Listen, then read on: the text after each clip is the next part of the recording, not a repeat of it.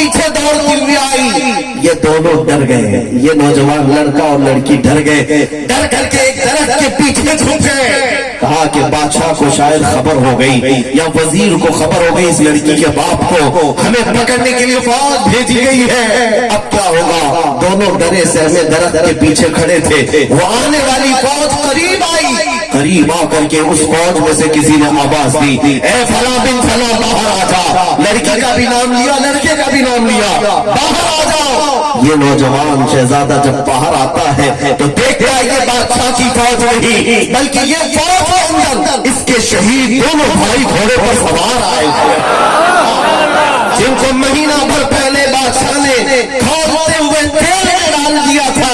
وہ نوجوان دونوں گھوڑے پر سوار آئے ہوئے ہیں. اس نے دیکھتے ہی کہا, بھائی جان آپ کیسے؟ ان دونوں بھائیوں نے کہا, ہے ہمارے ننھے بھائی, کیا تجھے معلوم نہیں اللہ کی راہ میں جو مارا جاتا ہے وہ مردہ نہیں ہوتا, وہ مردہ نہیں ہوتا. اللہ نے تصرف عطا کیا ہے. اور یہ جو تو جماعت دیکھ رہا ہے یہ بادشاہ کی فوج نہیں, یہ رسول اللہ کے صحابہ, بدری صحابہ, خندقی صحابہ ہیں جو تیری برات میں آج آئے ہوئے ہیں, تیرے نکاح میں آج آئے ہوئے ہیں. عزیزان گرامی وقار, یہ کیسی کیفیت ہوگی؟ عشق رسول ہی کی یہ دولت ہے. اخیر میں اس چھوٹے سے بھائی نے غم کے ساتھ, میری تقریر کا خلاصہ یہی ہے, میری گفتگو کا لب لباب حاصل کلام یہی ہے, اگر اس بات کو سمجھ لیا تو زندگی بھر تم ڈر سے اور خوف سے آزاد ہو جاؤ گے. اس نوجوان نے اپنے دونوں بڑے بھائیوں سے کہا, بھائی جان جب وہ بادشاہ کھولتے ہوئے تیل میں آپ کو ڈال رہا تھا, تیل میں اس قدر گرمی تھی کہ ہاتھ قریب لے جائے تو چمڑی اتر جائے. آپ کا جسم جب اس تیل میں گیا کتنی دردناک تکلیف ہوگی, کیسی اذیت آپ نے برداشت کی. وہ دونوں گھوڑے پر سوار جوانوں نے ہنستے ہوئے کہا, اے بچے, اے ہمارے جوان بھائی, کس تکلیف کی بات کر رہا ہے؟ ہمیں پتہ ہی نہیں چلا کب تیل میں ڈالا گیا, کب روح نکلی. اس لیے کہ جس وقت جلاد ہمیں تیل میں ڈال رہا تھا سامنے جمال مصطفیٰ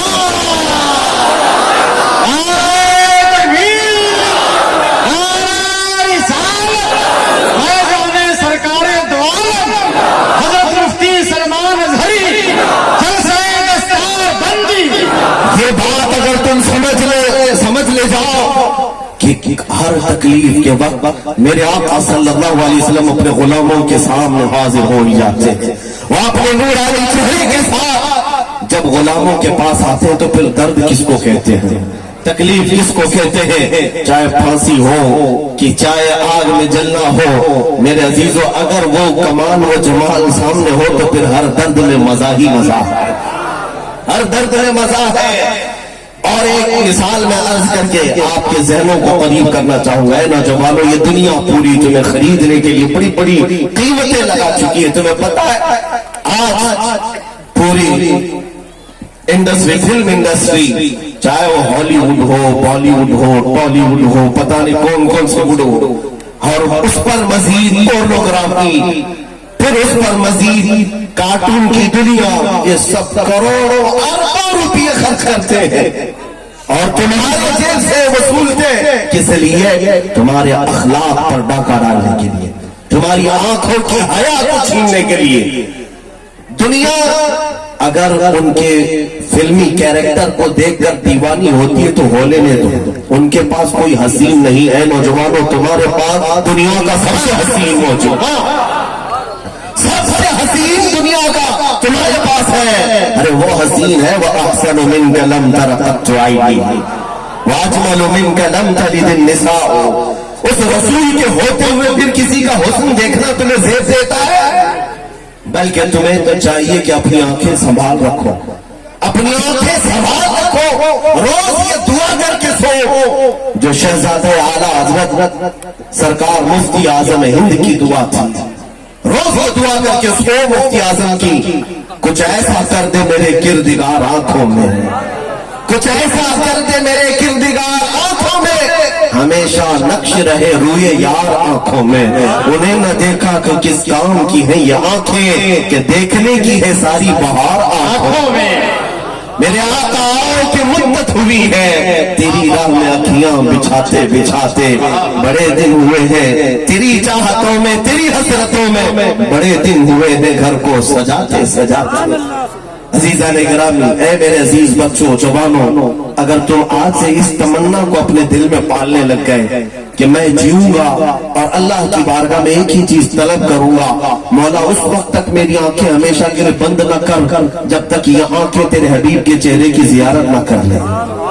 ये तमन्ना भी इतनी बड़ी तमन्ना है कि तुम्हें हर ऐब से पाक कर देगी, तुम्हें हर बेहयाई से आजाद कर देगी, तुम्हारे अखलाक को आला कर देगी। नबी पाक सल्लल्लाहु तआला अलैहि वसल्लम को देखने की तमन्ना क्या ये आम तमन्ना है? मामूली सी बात है। मैं अर्ज करता हूं कि दुनिया पहले सहाबा के कदमों को हिला न सकी, वजह क्या थी? उनके साथ भी ये सारी चीजें हुई। सलाहुद्दीन अय्यूबी की फौज वो पहली फौज है जिसमें पोर्नोग्राफी को जालिमों ने डाल करके उनके फौजों को खरीदने की कोशिश की। जानते हैं आप, ये आज जो गंदी तस्वीरें और ये फिल्में जो तुम्हारे हाथों में मोबाइलों में पहुंचा दी गई है, बगैर लिबास की नाचती हुई लड़कियां और गंदी तस्वीरें जो तुम्हारे अखलाक ईमान को तबाह करने वाली आज के दौर में नहीं थी, बल्कि सलाहुद्दीन अय्यूबी की फौज में सबसे पहले ये दाखिल किया गया था सलीबियों में कि उनको नंगी तस्वीरें दिखाई जाए ताकि वो ईमान से दूर हो और शहवत परस्त हो जाए, नफ्स परस्त हो जाए, हयासोज अखलाक पर उतर आए। आज दुनिया यही तुम्हें सब दे करके तुम्हारे ईमान को कमजोर करने की कोशिश कर रही है।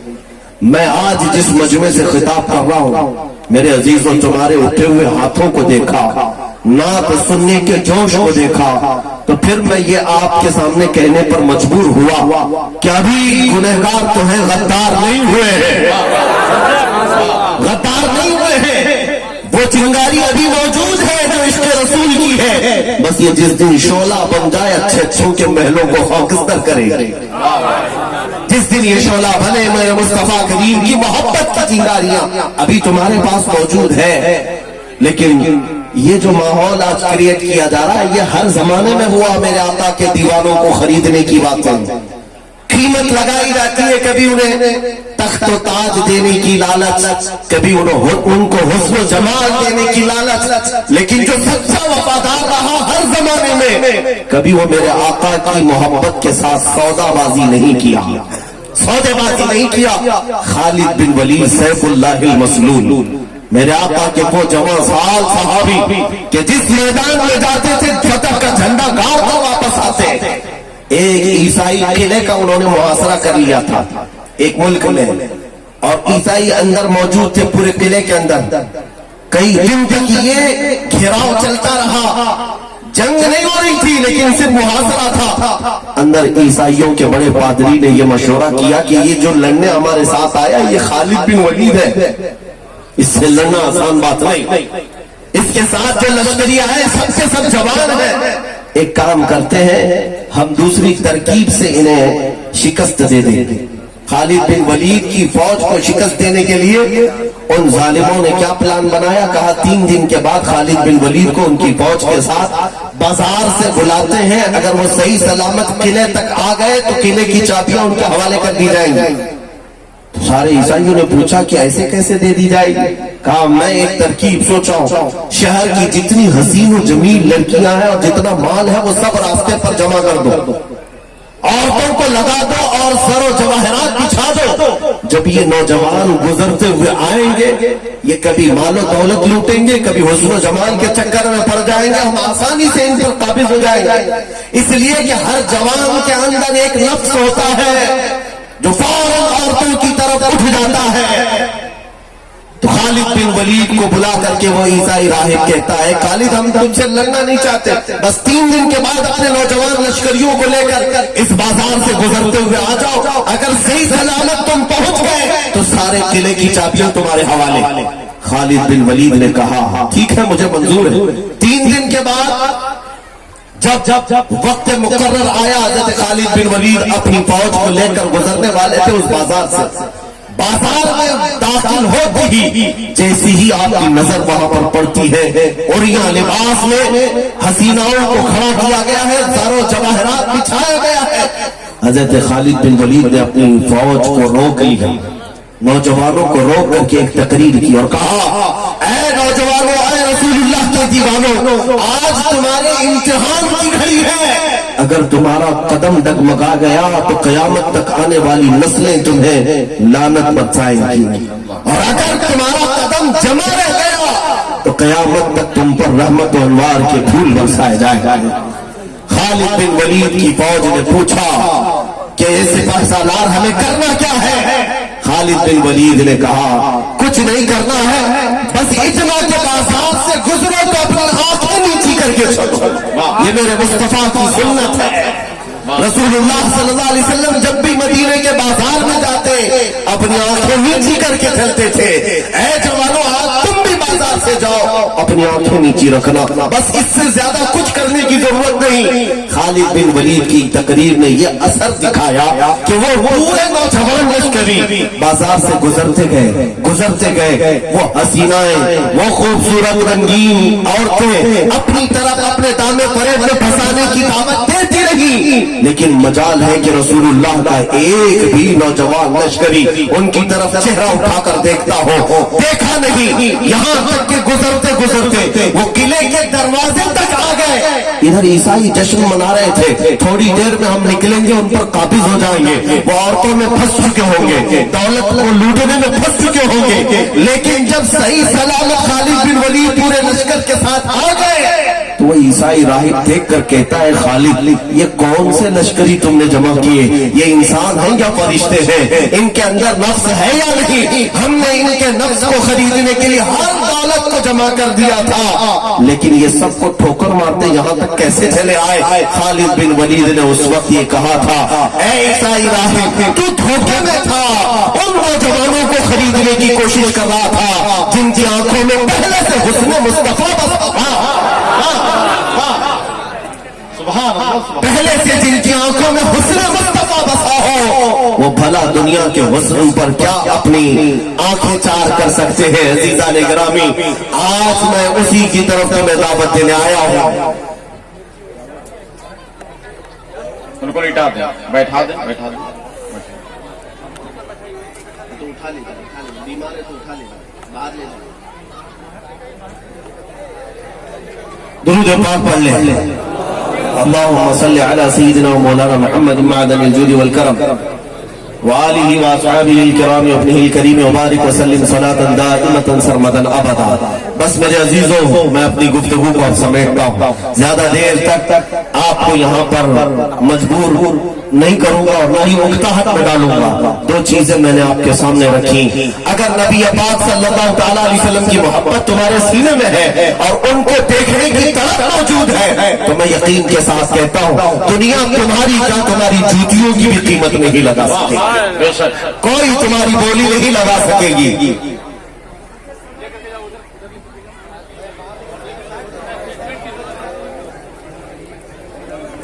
اس کو چھوڑ دیجئے، رہنے دیجئے، ارے وہ ایسے ہی کرے گا، مستان ہے وہ۔ والنٹیئر حضرات میں اس لے جا رہے ہیں، آپ خاموشی اختیار کریں۔ اے بھیا اس کو چھوڑ دیجئے، رہنے دیجئے۔ نہیں وہ نہیں جائے گا جی، وہ مستان ہے وہ ایسے ہی۔ ہاں آپ حضرات بیٹھ جائیں، آپ توجہ رکھیں، میرے آقا صلی اللہ علیہ وسلم کا ذکر چل رہا ہے، حضور سے جو محبت کرتے ہیں وہ ہمتن گوش ہو کر تھوڑی دیر خاموشی اختیار کر لیں۔ نبی پاک صلی اللہ تعالیٰ علیہ وسلم کا ذکر ہے، جب مصطفیٰ کریم کا ذکر ہوتا ہے تو فرشتے بھی ان محفلوں میں آ جاتے ہیں، فرشتے بھی ان محفلوں میں آتے ہیں۔ یقیناً حدیث پاک کی روشنی میں اس محفل پر بھی فرشتے اپنا سایہ کیے ہوئے ہیں۔ نبی پاک صلی اللہ تعالیٰ علیہ وسلم کا ذکر جمیل ہے۔ آؤ میرے عزیزوں، میں اپنی گفتگو کو سمیٹتا ہوں۔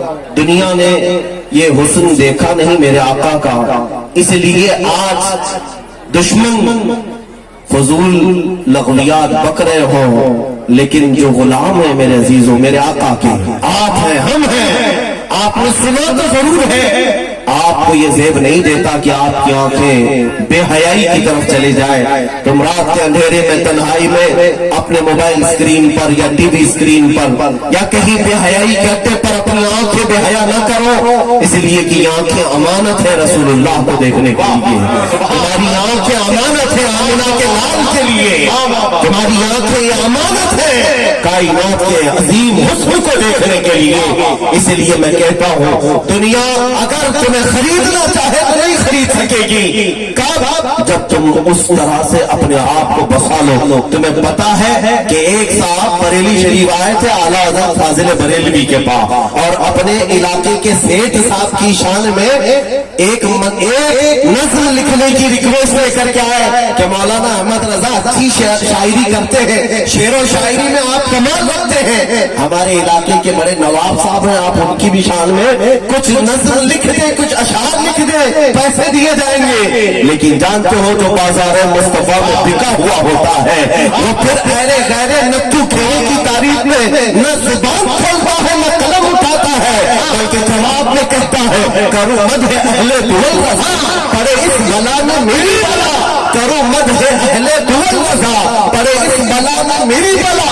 मैं गदा हूँ अपने करीम का, मैं गदा हूँ अपने करीम का, मेरा दीन पा रहे ना नहीं। तुम क्या समझते हो मैं उस हुस्न का फिदाई हूँ जिस हुस्न का आलम ये है वो कमाल हुस्न हुजूर है कि गुमान नक्श जहां नहीं, यही फूल खार से दूर है, यही शम्मा है कि धुआं नहीं।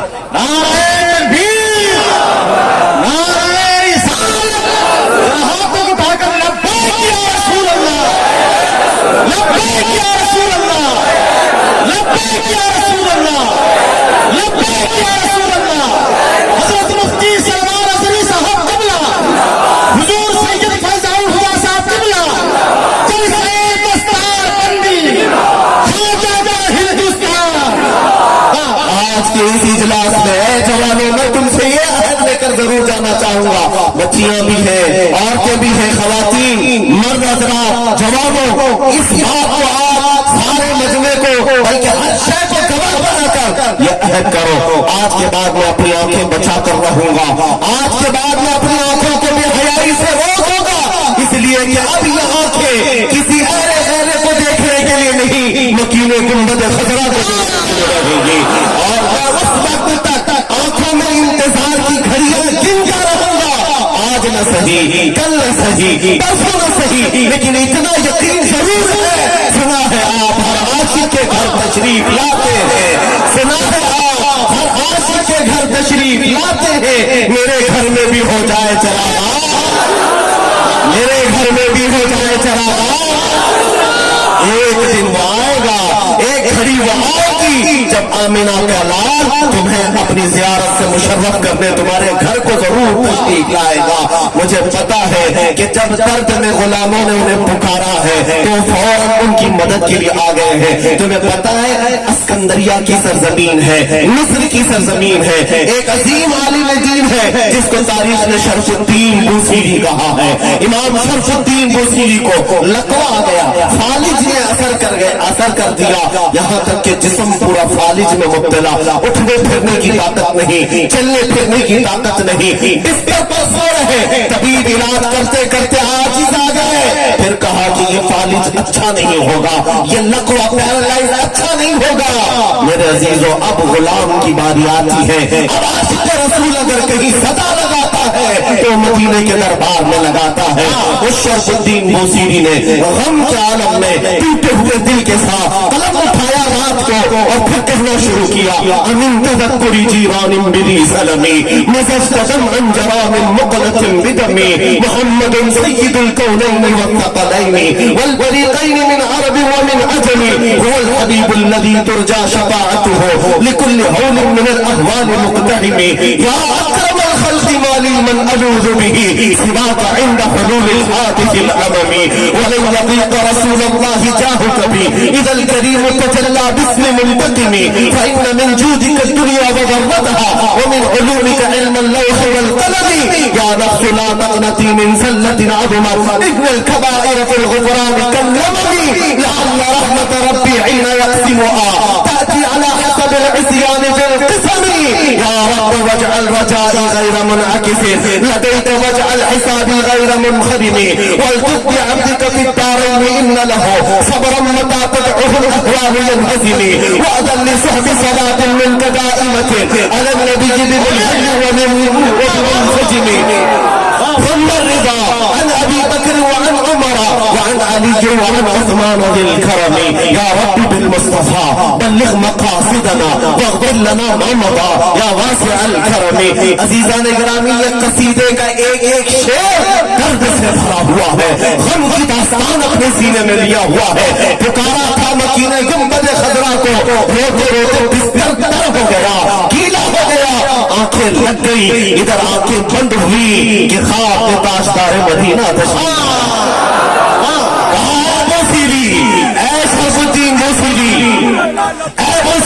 رات کے وقت تو نے قصیدہ لکھا ذرا وہ تو ہمیں سنا دے کیا تو نے کہا تھا جانتے ہو انہوں نے ایک مصرع لکھا تھا مولا یا صلی وسلم دائما ابدا اس کا دوسرا مصرع ان سے کمپلیٹ نہیں ہو سکا اسی میں وہ سو گئے تھے وہ سنانے لگے جب میرے آقا کو مولا یا صلی وسلم دائما ابدا اٹک گئے پھر کہنے لگے مولا یا صلی وسلم دائما ابدا کہنے لگے دوسرا مصرع نہیں آ رہا ہے میرے آقا نے فرمایا وہ سیری تھی تو تیرا دوسرا مصرع میری طرف سے علی حبیبی کا خیر الخلق کلہم پوچھا کس غم کے ساتھ تو نے بلایا سیدنا شرف الدین بوسیری نے کہا آقا آپ پر کوئی حال مخفی نہیں ہے کوئی حال آپ سے چھپا نہیں ہے میرا خالق سے جسم کیسا مفلوج ہو گیا میرے آقا نے اپنا ہاتھ ان کے جسم پر پھیرا ہاتھ پھیرا اور بدلے میں ایک چادر بھی عنایت کی کہا اللہ تجھے شفا عطا کرے شرف الدین بوسیری کہتے ہیں صبح جب بیدار ہوا تو میرے گھر میں بھینی بھینی خوشبوئیں مہک رہی ہیں حسین خوشبوئیں ہیں رات کے وہ دیدار کی چاشنی اب تک موجود تھی میں نے سوچا خواب کی بات خواب کی ہوتی ہے اٹھنے کی کوشش کیا تو دیکھا پیر بھی سلامت ہاتھ بھی سلامت جسم سلامت نہ لکوا نہ بالغ نہ پیرالائز کچھ نہیں کھڑے ہوتے ہیں جانتے ہو کوئی فالج سے اتنی جلدی صحیح ہو سکتا ہے کوئی لکوے کا بیمار اتنی جلدی کھڑا ہو سکتا ہے شرف الدین بوسیری کھڑے ہو گئے اور اس کے بعد یاد آیا تو اپنے بستر میں دیکھا تو رات کو دی ہوئی میرے آقا کی چادر بھی موجود تھی اتنا دیا ہے سرکار نے مجھ کو جتنی میری آقات نہیں یہ تو ان کا کرم ہے ورنہ مجھ میں تو ایسی بات نہیں میرے کریم سے اگر قطرہ کسی نے مانگا دریا بہا دیے ہیں درے بہا دیے ہیں اے جوانو آج میں تمہیں قریب کرنا چاہتا ہوں اس گنبد خضرا کے مکین کی طرح جس کو تمہارے درد کا بھی احساس ہے تمہارے غم کا بھی احساس ہے تمہارے رونے سے وہ بے چین ہوتا ہے آپ جانتے ہو میرے آقا نے فرمایا تمہارے تلووں میں کانٹا بھی چبھے تو اس کا درد مجھے ہوتا ہے کون ہے اس بھری دنیا میں ہمارے درد کو سمجھنے والا ہمارے غم کو سننے والا کوئی نہیں ہے وہ اللہ کا لال ہے وہ غریبوں کا غم گسار ہے ہم فقیروں کا مابع عمل تھا لیکن تمہارا حال کیا ہو گیا تم نے اپنے غموں میں اور مشکلوں میں پکارا تو کسی اور کو پکارا کسی ٹھیکیدار کو کسی زمیندار کو کسی نیتا کو کسی ڈپارٹمنٹ کو اور سوچا میری مشکلیں آسان ہو جائیں گی مشکلیں آسان تو نہیں ہوئی